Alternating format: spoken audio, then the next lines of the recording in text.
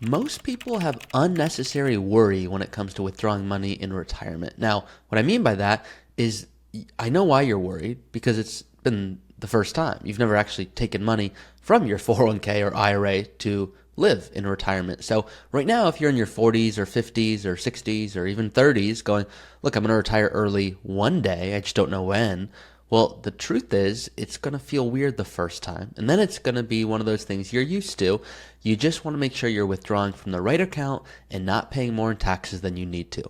I always like to say I'm all about being patriotic, just not to the point that you pay more in taxes than necessary. So, with that being said, let's look at an example and understand how you can withdraw income to minimize your tax bill in retirement. In light of being recently married as of August 15th, so depending on when this episode is officially released, might be a few months, but I am officially married as of the recording, and I'm going to go ahead and use a married filing jointly example since that's what I'm going to get to do. Very exciting stuff. That's what keeps me excited nowadays, guys. Now, some of you are going to joke with me. Is that the only reason you got married? No, of course not, obviously, but it is a perk. So, now, my wife Alice did say, is this why we're doing it before the end of the year? I said, no, nothing to do with that. And it's true. It did have nothing to do with that. But we're going to go through an example now so you can get some clarity. So I'm going to go ahead and read through an example. So whether you're watching on YouTube or listening on the podcast, you'll have the same exact experience. Now, my name is Ari. I'm a certified financial planner, host of this podcast, the Early Retirement Podcast, and Chief Growth Officer here at Root.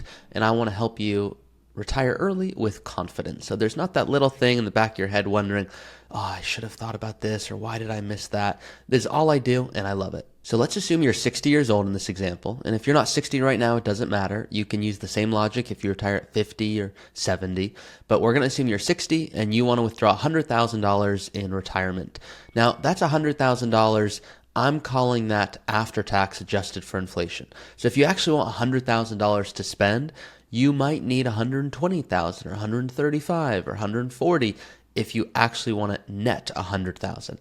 In this example, we're just going to keep it simple and say you're withdrawing 100,000 in retirement, and I'm going to tell you what that actually means after taxes in this example. Okay, so the way I want you to think about it is you're going to be pulling from a 401k or IRA because that's most of you.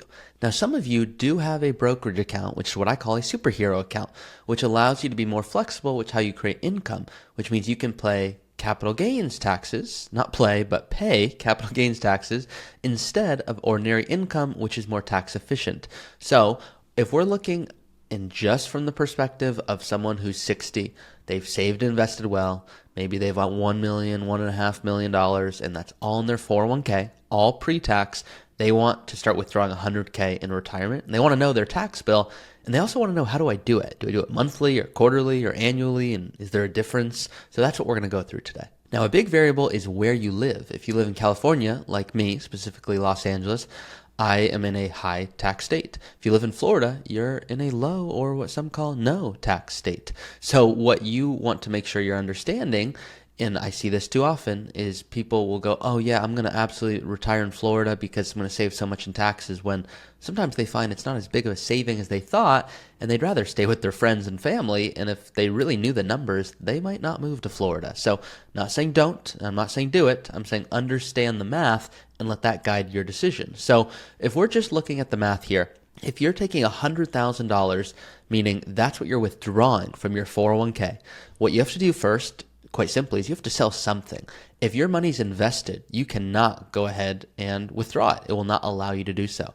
So if you have a Vanguard or Fidelity or Schwab account, you need to make sure that that's money freed up. So now money is sold. Now, when you do that, there's no tax implications. That's what's nice about having your money in a 401k. You pay taxes when you take the money out. When you put the money in, you get a deduction, so it saves you money. When it grows, you don't pay any taxes.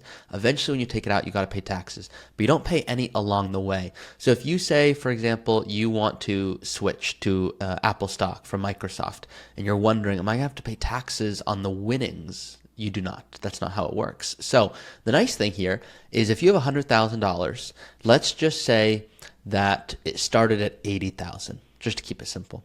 And $80,000 grew to $100,000. And now you're going to take 100. you're not having to pay taxes on those gains. You're just paying taxes on whatever you withdraw out, because as the IRS sees it, there's all money you got a deduction for. So if you put $1 and it grew to $2 million, and if you had $1 and it grew to $10, you're paying taxes on whatever you withdraw out based off that year. So let's look at an example. If you're taking $100,000 out and you decide to take the standard deduction, which is $29,200, that means $70,800 is what's called your taxable income. That's what you're taxed on. So the way it works here in the US is we have a marginal system. So the first $23,200 is taxed at 10%, which is $2,320. And then the additional amounts from $23,200 to $94,300, that is taxed at 12%. So that's a total of $47,600 that's being taxed, and that's at 12%. So that's $5,724, which means if you live in Florida where there's no state tax, you're looking at $8,044 as your total federal tax bill on your $100,000. Because once again, you get the standard deduction, then you're taxed a portion at 10% and a portion at 12%, which means in the marginal bracket, meaning how much your highest dollars are being taxed at, that's 12%. But your blended rate is actually 8%, because $8,044 is your total tax bill. So if we were to take that $8,044 and divide that by $100,000, you're right about 8%, which means if you live in Florida and you're withdrawing $100,000, 8%, that's your tax bill. That's what you can expect in retirement. Now, everything I just said there, it's the exact same for California, except we have to add state taxes. For California, the first $20,824 is taxed at 1%, so that's $208. The next $20,824 to $49,368, that's taxed at 2%, so that's $571. And then additional amounts from $49,368 to $70,800 is taxed at 4%, or $860, for a total of $1,639. So your marginal bracket, if you live in California, would be 16%, meaning any additional dollars you take out will be federally taxed at 12%, and federal and state taxes would be 4%.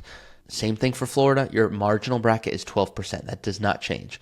The difference is what's your blended, what's your actual tax that you're paying. That's what you want to know.